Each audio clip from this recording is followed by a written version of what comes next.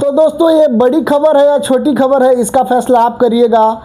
बलात्कार और हत्या के आरोप में सजा काट रहे बाबा राम रहीम को एक बार फिर से 30 दिन का पैरोल इस मई महीने में मिल चुका है। अब पैरोल और फरलो एक होता है, उसमें थोड़ा सा फ़र्क समझ लीजिए। पैरोल होता है वो किसी विशेष परिस्थिति में मिलता है, जैसे अगर परिवार का कुछ समस्या हो या स्वास्थ्य संबंधित कोई समस्या हो। और फरलो क्या होता है, अगर आपका अच्छा व्यवहार जेल में है तो आपको फरलो मिलता है कुछ दिन के लिए। अब पैरोल और फरलो मिला के अभी तक 8 साल में 435 दिन के करीब वो काट चुके हैं जेल से बाहर सजा, यानी छुट्टी बिता चुके हैं कह सकते हैं। या यूँ कहिए कि 435 दिन 8 साल में। क्या कभी सुने हैं गरीब आदमी को ऐसा हुआ है? इनका आरोप क्या है? बलात्कार। साध्वी के साथ इन्होंने बलात्कार किया है, वो आरोप सिद्ध हो चुका है। एक पत्रकार के साथ एक और आदमी का हत्या करने का आरोप सिद्ध हो चुका है। अब किस बिहाफ पर इनके ऊपर मिलता है पैरोल और फरलो पर इनको रिहाई मिलती है, आप सोचिएगा। चलिए आपको बताते हैं क्या मामला है। हमारे देश में ये कोई मुद्दा नहीं है, मीडिया में ज़्यादा आप नहीं देखिएगा, टेंशन नहीं लेना है। अगर नीट और एसएससी का पेपर लीक हो जाता है वो बड़ा मुद्दा नहीं है। बलात्कारी को इतने दिन का पैरोल मिलता है, परलो मिलता है, वो कोई बड़ा मुद्दा नहीं है। 8 साल में 435 दिन का पैरोल पर चल गए हैं और अब तक 16 बार इनको पैरोल या फरलो मिल चुका है। कौन सा भैया, आपका कितना बड़ा, आप आसपास देखें हैं किसी क्राइम में कोई गया हो? सब पैसे का खेल है। कोई जेल में है गरीब आदमी, सुने हैं कि पैरोल मिलता है? एक दिन के लिए उसको नहीं मिलता है भैया, बाप भी मर जाए तो मुश्किल से ही मिलता है।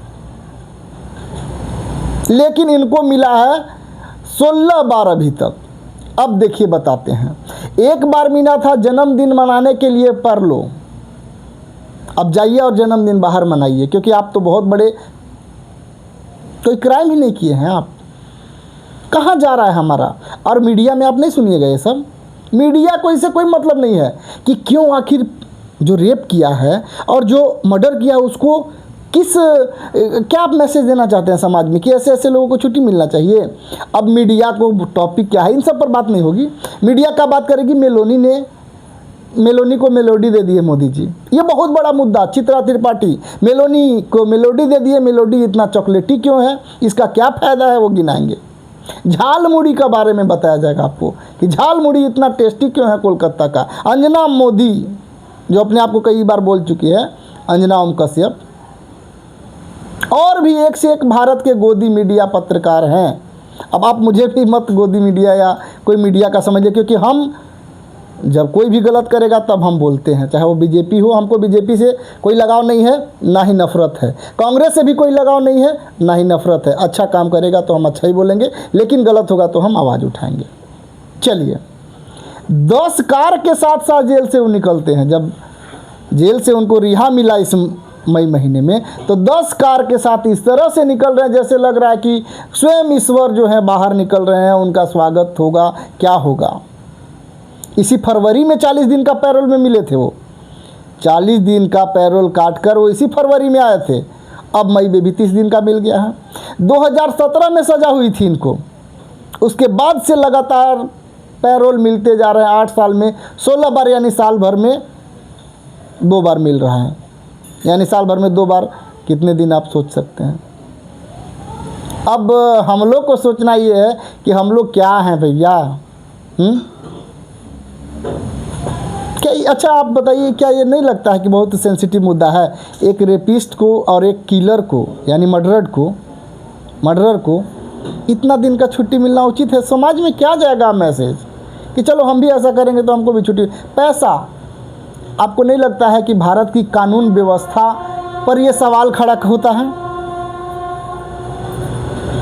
भारत की जो कानून व्यवस्था है उस पर प्रश्न नहीं खड़ा हो रहा है कि आप ऐसा क्यों कर रहे हैं? कौन सा इसने अच्छा कर्म कर दिया कि आप इसको बार बार, और आप बाकी के साथ ऐसा भेदभाव क्यों? क्या कोई पैसा दे देगा, किसी के पास पैसा है तो आप उसको पैरोल देते रहिएगा और जिसके पास नहीं है उसको नहीं मिलेगा? इस तरह का क्राइम करने वालों को पैरोल मिलता है और देश में ये कोई मुद्दा नहीं है। देश के लिए कोई मुद्दा नहीं है। मुद्दा क्या होता है? तो आप चॉकलेट कैसा है, मेलोनी कैसा है, और क्या है तो झाल मुरी कैसा है, फिर कुछ और मुद्दा आ जाएगा फिर। तो ये देश की स्थिति है दोस्तों, इसमें आपका क्या कहना है आप कमेंट ज़रूर करें। बाकी हम ना बीजेपी के हैं ना ही कांग्रेस के हैं सपोर्टर, ना ही बीजेपी के अगेंस्ट हैं ना ही कांग्रेस के अगेंस्ट है। जो अच्छा जो गलत जिसके टाइम में होगा वो तो बोलेंगे ना। आपको भी और हमको भी ऐसा ही बनना चाहिए। अब बीजेपी गलती करे तो ऐसा नहीं है कि उसके खिलाफ बोलने में हमको शर्म आए। अरे क्यों शर्म आएगा भाई, बीजेपी वाले अपना गलत काम करते हैं, कितने ईमानदारी से करते हैं। कभी बीजेपी का एक पॉलिटिशियन को देखे हैं बीजेपी के अगेंस्ट बोलते हुए? तो हम हमारे देश के अगेंस्ट अगर कोई काम होता है तो क्यों नहीं बोले।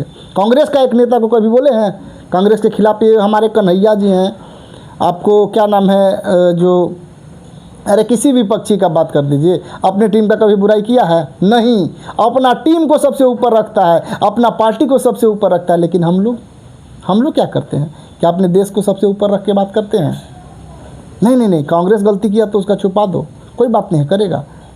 बीजेपी का सिर बुराई करो, ये कुछ लोग का धारणा है। कुछ लोग कहना ना बीजेपी कोई गलती करे तो कोई बात नहीं है, कांग्रेस का खाली बुराई करो, कांग्रेस का खाली कमी देखो। क्यों देखेंगे भाई, सिर्फ कांग्रेस का क्यों देखेंगे, बीजेपी का भी देखेंगे। कि सिर्फ कांग्रेस का तारीफ़ क्यों करेंगे, बीजेपी का भी तारीफ़ करेंगे अगर सही होगा तो। बाकी आपकी क्या राय है ज़रूर कमेंट करें। Thank you.